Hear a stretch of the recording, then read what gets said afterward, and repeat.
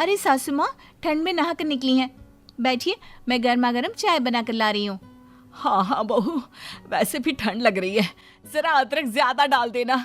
जी हाँ, जानती हूँ मैं आपको कैसी चाय पसंद है। तभी घर पर आस पड़ोस की कुछ औरतें आ जाती हैं।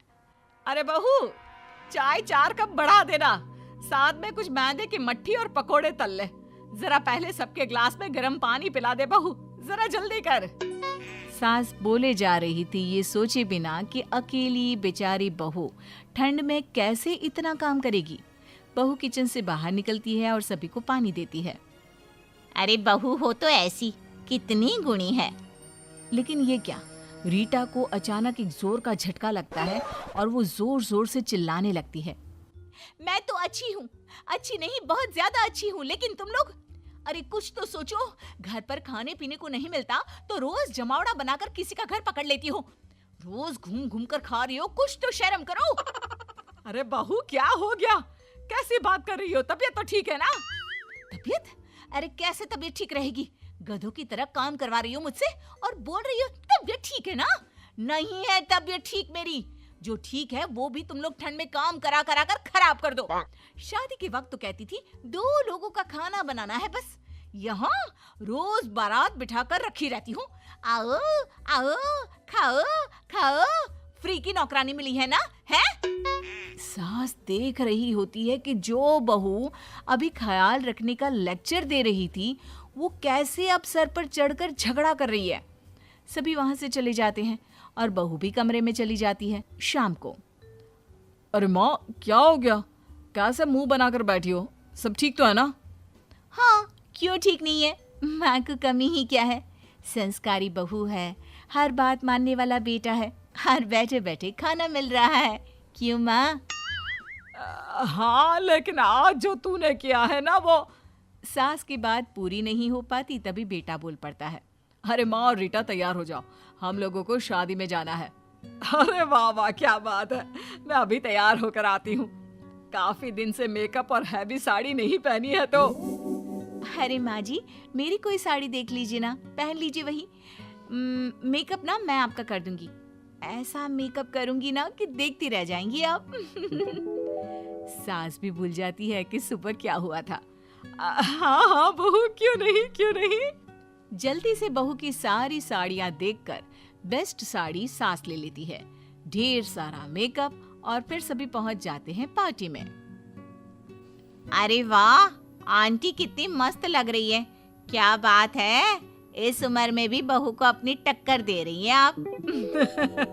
क्यों नहीं क्यों नहीं, वैसे इस उम्र में छोड़िए, अरे इसकी उम्र में तो मेरे आसपास खड़े होने वाला कोई नहीं था ब्यूटी के मामले में। वो क्या है ना, मैं तो ऐसी थी कि अब क्या बताऊं। बहू को सास की बात सुनकर बहुत गुस्सा आता है, लेकिन क्या करती, ठहरी आखिर बहू की जात। लेकिन फिर, अरे बहू, हम सब बड़े लोग उस टेबल पर बैठे हैं, जरा देख क्या क्या खाने में है, लेकर आ जरा। और पहले ना आइसक्रीम लेकर आना 1 कटोरी। बहू जाकर सास के लिए आइसक्रीम की कटोरी लाती है। देख ये तेरी बुआ सास है, इनके लिए भी ले आ, इनकी बहू के लिए भी, और वो जरा कॉफी है ना वो भी लेकर आना।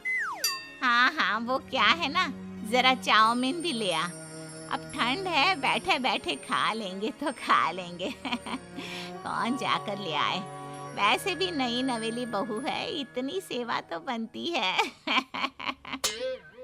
अब बारी बहू की थी। फिर से एक जोर का झटका लगता है और वो कॉफी लेकर आती है और बुआ सास के ऊपर गिरा देती है। हाय रे, जला कर रख दिया। तभी चाउमीन वो बुआ सास की बहू की साड़ी पर गिरा देती है। उफ, ये क्या, मेरी पूरी ड्रेस खराब कर दी। अरे नहीं बन रहा था तो ना लाती ना, इतना तो सम्मान रहने देती। अरे क्या जरूरत थी। जैसे आप लोगों को ठंड लग रही है ना, मुझे भी लगती है, लेकिन ये मेरी सास, वो कहाँ सोचे। अरे सास नहीं, ये तो सास के नाम पर जुल्म ढाने वाली मशीन है। और क्या बोल रही थी, आपकी खूबसूरती के आगे कोई टिक नहीं पाता। अरे छमिया वाली साड़ी पहनेंगी तो पटाखा ही लगेंगी ना। मेकअप तो मैंने किया है आपका, ये बताया किसी को? अरे मुंह धोकर आओ तब पता चले कि कितना बुरा हाल हो रखा है इनका। फिर से बहू को एक और झटका लगता है और वो नॉर्मल हो जाती है। क्या हो गया? आप लोग ऐसे क्यों देख रहे हैं? और बुआ जी, आपके ऊपर ये कॉफी कैसे गिर गई? अरे जल्ली, ये क्या तुम्हारे ऊपर चाउमीन? तुम्हारी तो पूरी ड्रेस खराब हो गई। रुको मैं पानी लेकर आती हूँ। 1 मिनट, मेरा नाम झल्ली नहीं लल्ली है। दूसरी बात ये कि ये सारा कुछ तुम्हारा ही किया धरा है, समझी? बड़ी आई पानी लाने वाली। अब तो बिना कुछ खाए ही घर जाना पड़ेगा। चलिए सासुमा। सभी वहां से चले जाते हैं कि क्या हो गया माँ जी? ये सब लोग मुझे क्यों दोष दिए जा रहे हैं? मैंने क्या कर दिया? अरे रहने दे, पता नहीं क्या झटका खाती है और बकवास शुरू कर देती है। लेकिन मैं हैरान इस बात से हूँ कि झटका खाकर तो जो भी बोलती है ना, वो सब सही ही बोलती है। वैसे बहू मासूम बन जाती है। कैसी बात कर रही है माँ जी? मैं तो आपके आगे जुबान भी ना चलाऊं, फिर बकवास तो। अरे बस कर, तू रहने दे, यहीं पर बैठ, मैं लेकर आती हूँ तेरा मेरा एक ही प्लेट में। सास चली जाती है कि तभी पति आ जाता है। अरे क्यों करती हो ये नाटक? वैसे किया बहुत अच्छा, मेरी बीवी को वेटर बना कर रख दिया था। बहुत गुस्सा आ रहा था मुझे। वैसे ये तो नेचुरल था, मैंने कुछ नहीं किया। ये कोई बीमारी है मुझे शायद। पति हूँ तुम्हारा, बहुत अच्छे से जानता हूँ मैं तुम्हें। बता दो मामला क्या है? अब तुमसे क्या छुपाना। वो क्या है कि माँ जी का ख्याल रखना, उन्हें कोई परेशानी ना हो ये देखना मेरा काम है, वो मैं कर भी रही हूँ। लेकिन माँ जी तो मुझे इंसान ही नहीं समझना चाहती हैं। बस तो उन्हें सही राह दिखाने के लिए मैं ये सब करती हूँ। वैसे तुम्हें कैसे पता चला? साफ साफ बताना। वो क्या है ना कि कॉफी भी गिरी, चाउमीन भी गिरी, लेकिन माँ तक छींटा तक नहीं आया। ये दिखाता है कि तुम मेरी माँ से कितना प्यार करती हो, है ना? ओ हाँ, ये तो सही बात है। सही पकड़े हैं। बात तो खत्म हो जाती है, लेकिन बहू मन ही मन सोचती है, तुम्हारी माँ पर तो मैं पूरा आइसक्रीम गिराने वाली थी, लेकिन क्या करूं, बुढ़िया ने पहनी तो मेरी साड़ी थी ना। ममता बहुत ही समझदार और होनहार लड़की है, जो उससे मिलता उसे पसंद करता। ऐसे में देखो ममता, मैं शादी करूंगा तो सिर्फ तुमसे, नहीं तो किसी से नहीं।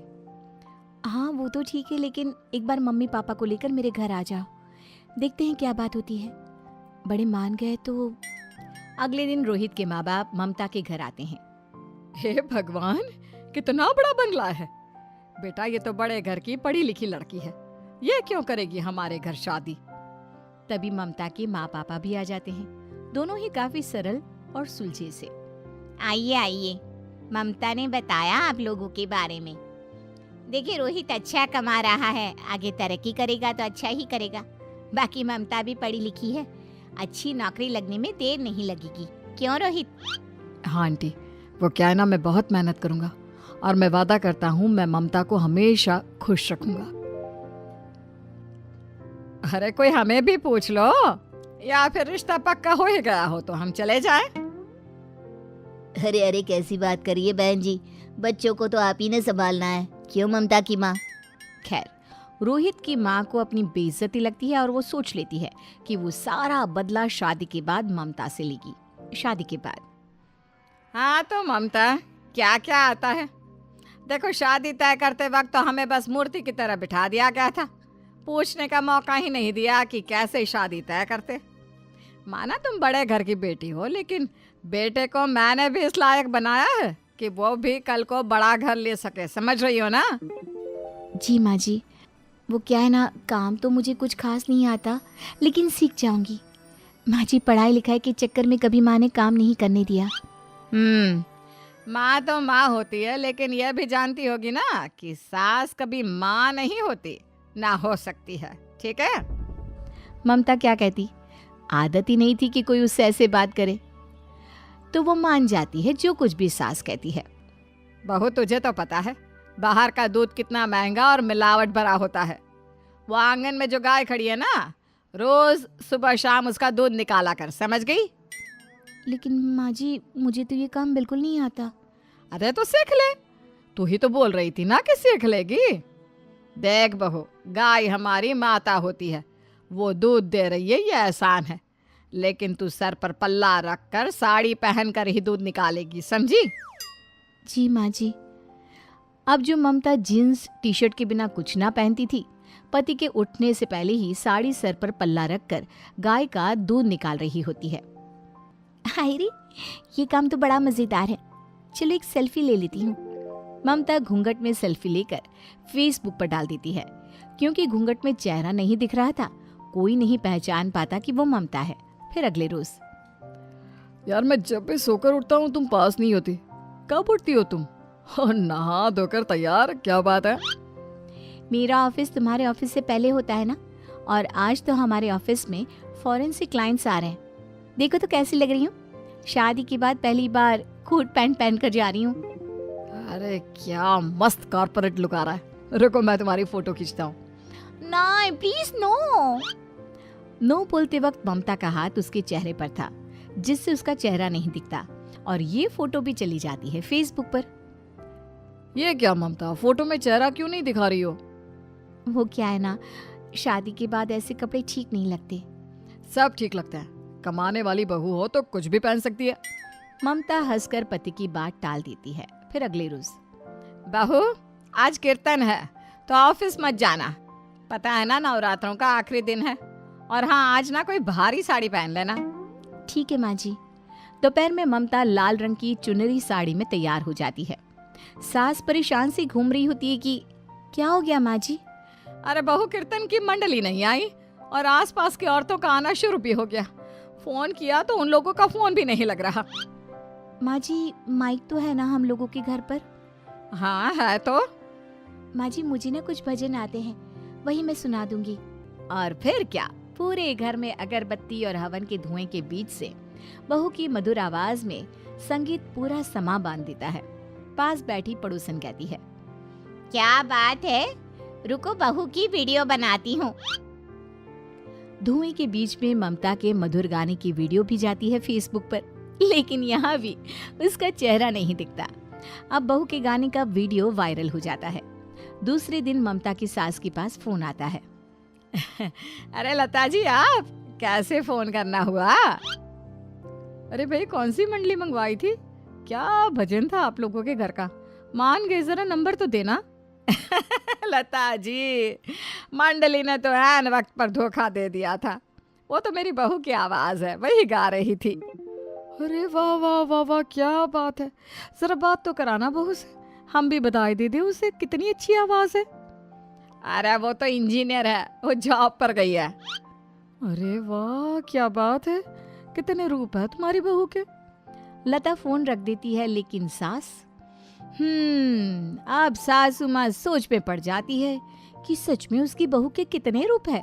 फिर एक रोज, बेटा जरा अस्पताल ले चल, लगातार चक्कर आ रहा है। अरे माँ, कुछ नहीं हुआ होगा, बस ज्यादा खा लिया होगा, आराम कर ठीक हो जाएगी। मुझे तो ऑफिस जाना है, जरूरी काम है। बेटा माँ की बात को टालकर ऑफिस चला जाता है।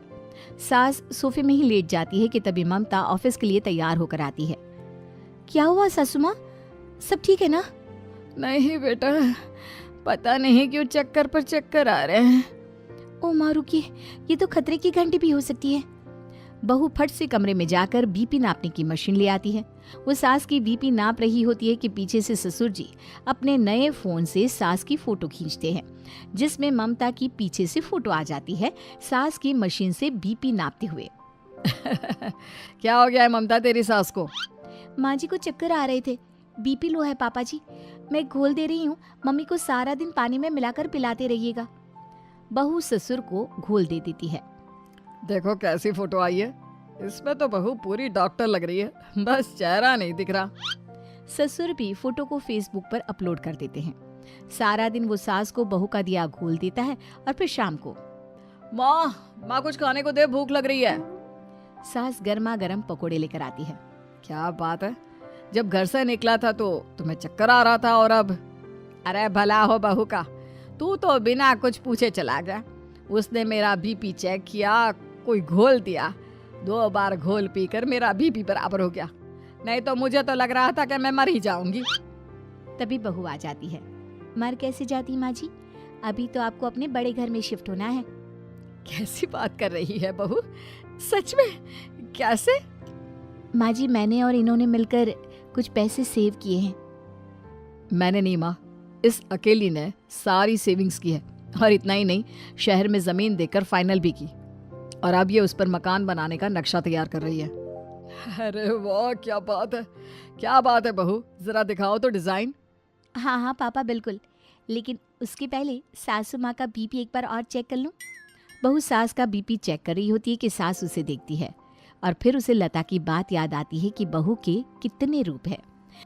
सास का बीपी चेक करके वो पेपर के डिजाइन ससुर को दिखाती है, हाथ में पेंसिल लेकर बिल्कुल किसी आर्किटेक्ट की तरह। वो ससुर जी को घर का नक्शा दिखा रही होती है तो सास उसकी फोटो खींच लेती है। भले ही बहू का चेहरा ना दिख रहा हो, लेकिन साफ पता चल रहा था कि ये फोटो किसी बड़े आर्किटेक्ट की है। बड़ी प्यारी फोटो आई है बहू, इसे तो मैं फेसबुक में डालूंगी। दिन रात मेहनत करती है बहू और घर बन जाता है। फिर जिस दिन गृह प्रवेश होता है, वाह बहू वाह, कितना प्यारा घर है। माँ, ममता ने इसकी दीवार से लेकर फर्श, पर्दे से लेकर बेड सब कुछ खुद पसंद किया है। और माँ, ममता ने ही इस घर का नाम आपके और पापा के नाम पर रखा है। माँ जी, इस बार के नवरात्रों में 9 देवियों की पूजा हम इस बड़े घर में ही करेंगे। सास की आंख में आंसू आ जाते हैं। जिस घर में तेरे जैसी बहू, जिसके 9 नहीं न जाने कितने रूप है, और हर रूप पूजनीय। बेटा, मेरे घर की तो तू ही देवी है।